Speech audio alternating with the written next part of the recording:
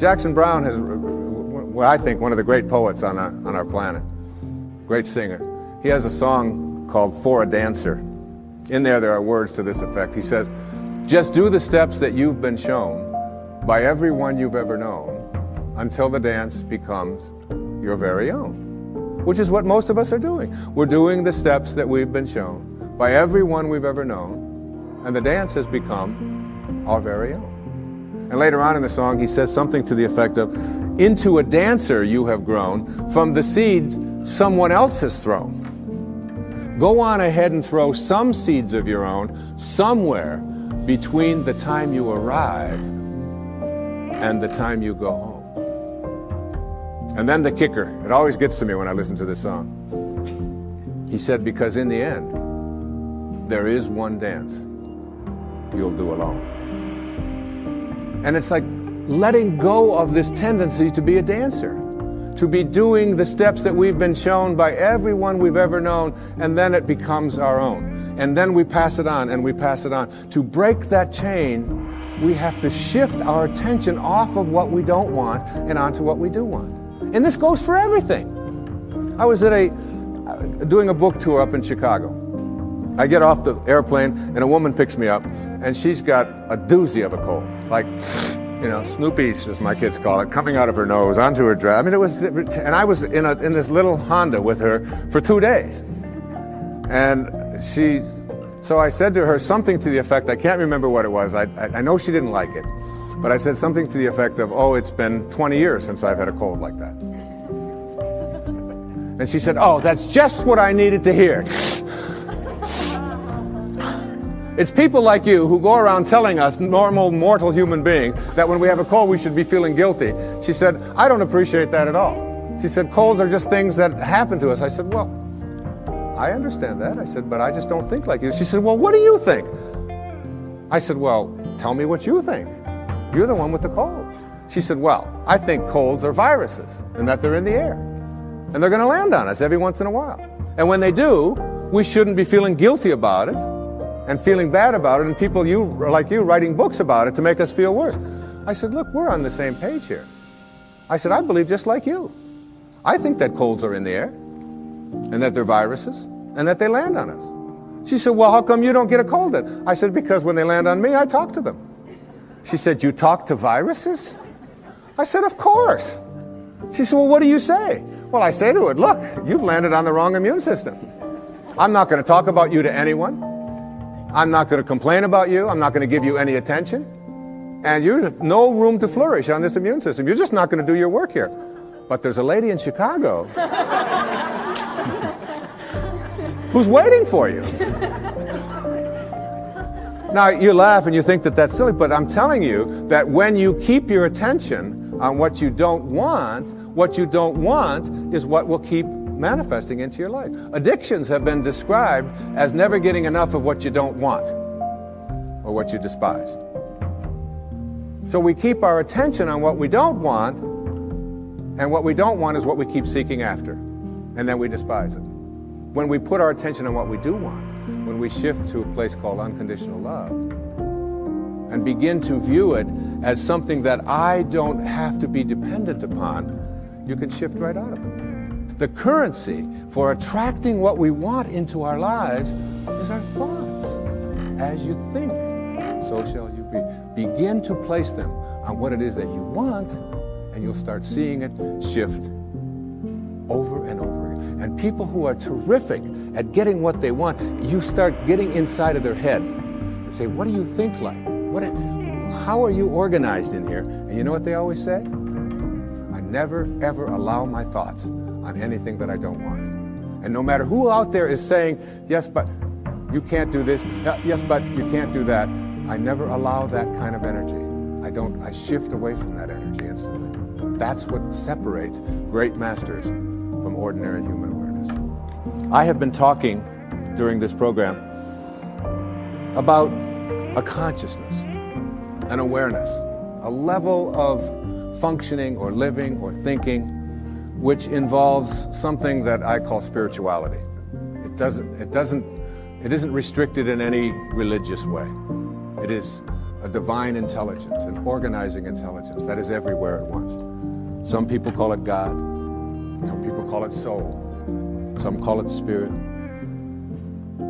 Back in the times of slavery, there was a young man, his name was John Newton. He was 23 years old. And he had what is called in Japanese it's called, excuse my Japanese, but it's called satori. I'd love to say that. Satori, S-A-T-O-R-I. And it means instant awakening. The idea that you can create something in your life now. In Zen, they have a proverb that says, when the student is ready, the teachers will appear. So it's just being ready. And so you don't have to go through this long, involved process to get to enlightenment where you get it 5 minutes before you die. Instead, you can have it when you are ready. The Native Americans, they have a word called natohi in the Aleut Indians. Natohi. And it means great seeing. Like I don't see, and boom, there it is. I see. And it's like in a dream when you just have this awakening, this light goes off and you just know. It's intuition, if you will. Intuition has been described as, if prayer is you talking to God, then intuition is God talking to you. It's like hearing that voice and you know it. And John Newton, this 23-year-old sea captain, had a ship full of human cargo that he was bringing from the west coast of Africa to the New World as slaves. And he had this satori, this awakening. And in this moment of awakening, he realized that what he was doing was horrible and defenseless in terms of his own inner sense of morality. And he wrote down on the envelope the words to a song he called it Grace. I once was lost, and now I'm found. And it was grace that taught my heart to feel. It was grace that brought me home. He shifted away from his material world and his being a warrior to being a spiritual being in an instant, which is available to every single one of us. And he wrote these enduring lines. And I have asked my beautiful 16-year-old daughter, one of 6 beautiful daughters that I have. Her name is Sky, and she's just 16 years of age. And she really, in my heart, I've often said to my wife that Sky is just about one of the nicest human beings I've ever known. The fact that she's my daughter, I know may sound like it's prejudice, but this is a person who comes every night and says, I love you, to not only my wife and to myself, but all of her brothers and sisters, who is kind beyond anything I could ever imagine. And from the time that she was a baby, just this high, she always knew what she wanted. She knew. She didn't believe, she knew. I'm going to be a singer. And I'd say, well, Sky, you've got to study this. She said, no, I'm going to be a singer. And she would never hear of anything to the contrary. And if we were walking through a mall and someone would say, and she'd be 2 years old, up to my knees, and someone would say something to her, she would just sing a song for them. And she'll do it at any time. She had that knowing. She really, really, really, really, with passion, has always known it. And sings all the time and lightens up our house and my life and my wife's life in just the most magnificent of ways. And I asked her if she would please come tonight and sing this song for this program, to close it with as beautiful a rendition of Amazing Grace. And listen to the words. It isn't just my pride in my little girl singing. It's the message of finding yourself and reaching that higher level. So, ladies and gentlemen, my beautiful daughter, Sky Dyer, singing Amazing Grace.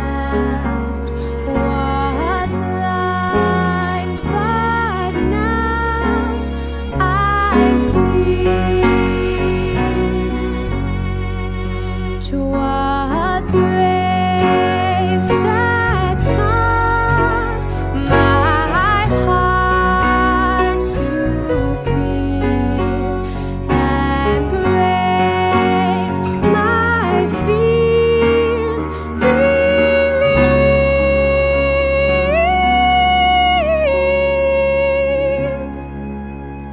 How precious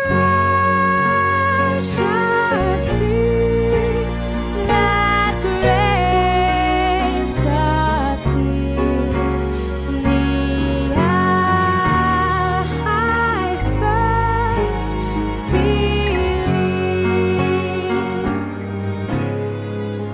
Through many dangers, toils and snares, I have already come.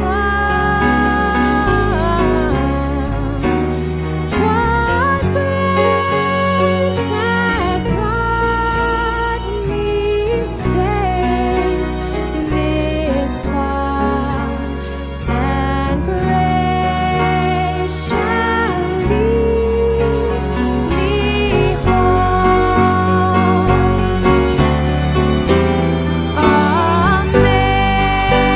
Amazing grace, how sweet the sound that saves a wretch like me. I once was lost, but I'm found. Was blind, but now I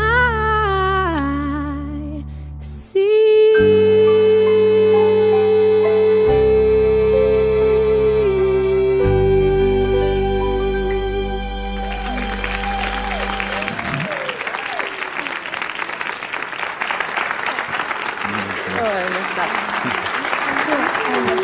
No, you didn't. Okay. That was beautiful. My wife.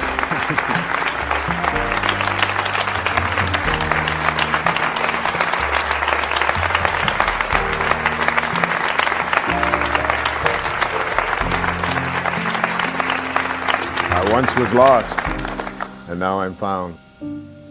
The message of that song is the message of this program. You'll get rid of the snares of your life.